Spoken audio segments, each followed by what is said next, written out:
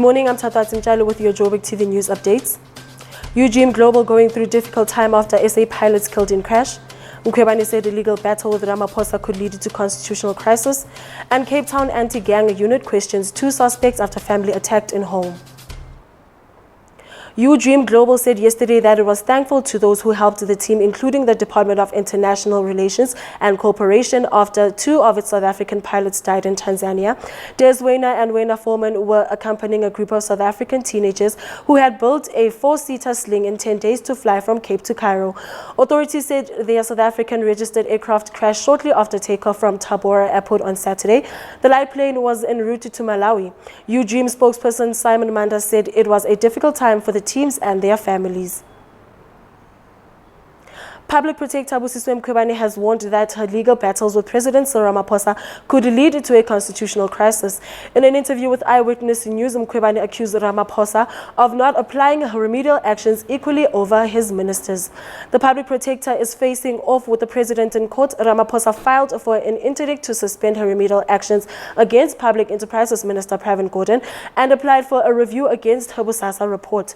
Mkhwebane found that Ramaphosa violated the Executive Code of Ethics by not declaring donations to his ANC presidential campaign in 2017 and misled Parliament when he responded to a question about the 500,000 rand donation from former Busasa boss Gavin Watson in the National Assembly. She said she would ask for a meeting with the president to deal with the tensions, which she considered had the potential to weaken both officers. 2 men have been taken in for questioning by the police's anti-gang unit after a family was attacked at their Delft home. A man was shot and killed while his wife and their daughter were wounded during the weekend. Gunmen stormed their home while they were asleep. The local community policing forum believed the incident was gang-related. The forum's Charles George said the 4-year-old child who was shot in the abdomen remained in hospital along with her mother, who sustained a bullet wound to her arm. George said while the army had been deployed to Delft several times in recent weeks, shootings continued on a daily basis in the gang's chicken community. Police said no arrests were made in connection with the shooting. Ayanda Vezi has more with your sports updates. A happy Monday to you all. I'm Ayanda Vezi with your sports news. Starting with the Absa Premiership, the opening matches in the PSL were filled with goals and excitement as 20 goals were scored.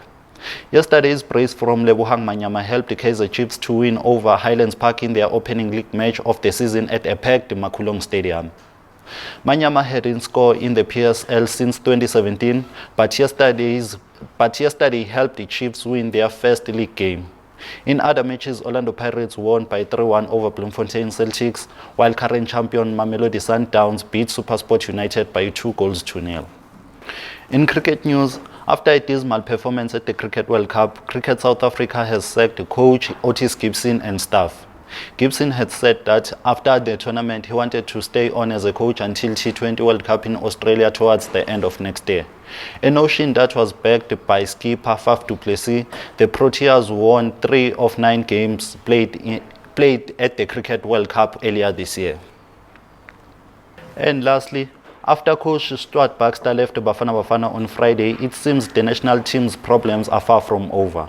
This comes after the team suffered a humiliating 3-0 home defeat by Lesotho in Soweto on Sunday to bow out in the qualifying 2020 Africa Cup of Nations Championship.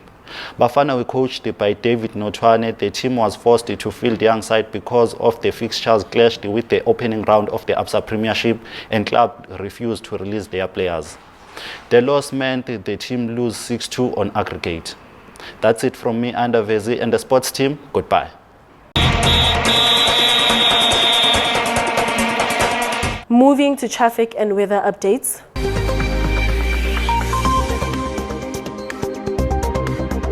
Thank you, Tato. Taking a look at our traffic this morning. In Industrial on Main Reef Road, traffic lights are not working. At Avon Street, expect heavy traffic. Senton on Senton Drive, there's a stationary vehicle near Mary Avenue. Expect queuing traffic. In Velder Vreden Park on Hendrik Poortgieter Road, there's a police checkpoint towards the Rhinoceros Road. Expect queuing traffic. Taking a look at our weather, Johannesburg is at 19 degrees Celsius, Randburg is at 22 degrees Celsius, and Senton is at 21 degrees Celsius. Back to the news desk.